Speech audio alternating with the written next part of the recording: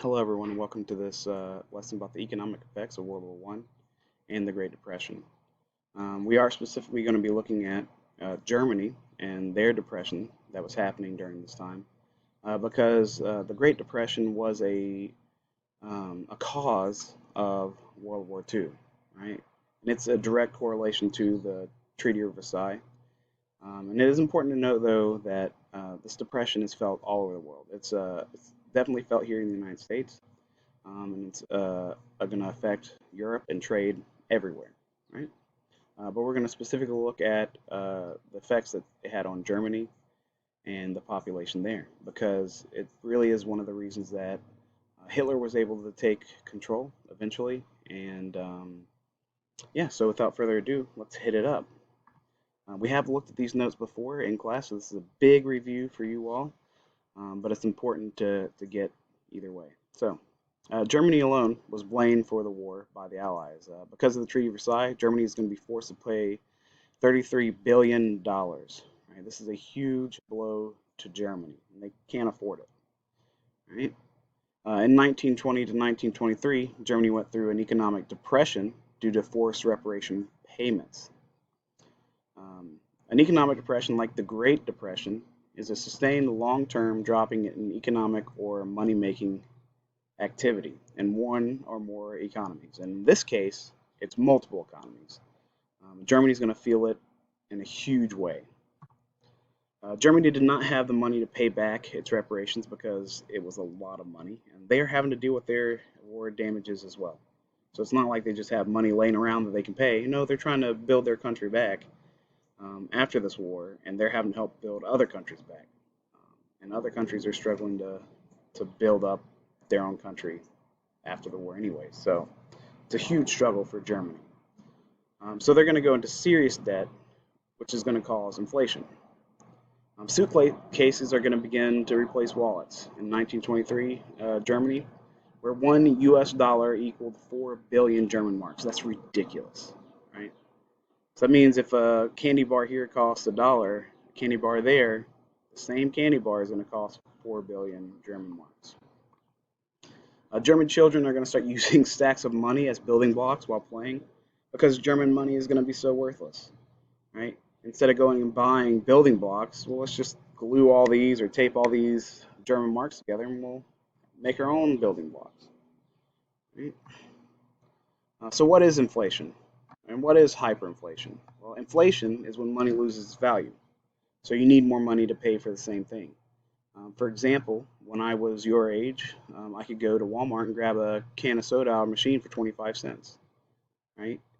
If I wanted that same can today at Walmart, it could be a dollar, $1.25, right? There is inflation to where if I went into Carowinds to their Chick-fil-A there, Chick-fil-A could charge me more money because it's a convenience fee almost, right? Even though there might be a Chick-fil-A right outside of Carowinds, it's more expensive to buy it inside than it would be to buy it outside, just because. And that is location inflation, if you will, right? Hyperinflation is inflation. The root word is right there. Look, inflation's right there, with the word hyper thrown on the front prefix. So it is inflation that is very high and out of control. Prices increase very fast and by enormous amounts. Right? So let's look at some examples of that. Right? The cost of a loaf of bread in Germany due to hyperinflation. November 1918, loaf of bread is 1 mark. Too bad. November of 1922, it's 136 marks. That's crazy. That's just inflation by itself. Okay, $1 to $136 might still be considered just inflation rather than hyperinflation, but we're about to see hyperinflation. Because in September of 1923, a loaf of bread, that same loaf of bread, it hasn't changed in quality, is 1,500,000 marks. And then not even, 3 months later, is 200 billion marks for that same loaf of bread. You see in this graph over here, the value of mark skyrockets, right? All the way up there. And just like, it's going up. That's regular inflation. Boom, we hit hyperinflation about here where it starts zooming up. All right, the U.S. is going to loan Germany $2.5 billion so that Germany can pay back some of their reparations. Because of this loan, Germany's economy is going to be better. And that's a smart thing for U.S. to do, right? You see in this chart, USA lends money to Germany, which is spent on building up Germany's economy. Cool. Germany can use that money, their increased economy, to tax revenues and whatnot to pay reparations to France. Well, then France is going to be able to pay their war loans to USA and import U.S. goods to Germany. So they're making money, right? They got to spend a little money that Germany's going to pay them back later. This is the hope, right? Lending money, you hope to get that money back later. While also making money from France. They're going to make money from other people that Germany is able to send money to. But for sure, France. Since 1924, Germany had been borrowing money from the U.S. banks to make reparation payments, to continue having a good economy, or a better economy, I should say. After the U.S. stock market crashed, American banks and investors are no longer able to give money to Germany, so they quickly pull their money out of Germany. Well, then we go back to this chart. U.S. is not able to send money, Germany's not able to send money, so France can't send money and can't buy stuff. So that's going to mess up their economy, continue to mess up their economy, and then start to mess up their economy. It's a circle. This weakened banks in Germany and other European countries, so U.S. profits plummet. U.S. investors have little or no money to invest abroad.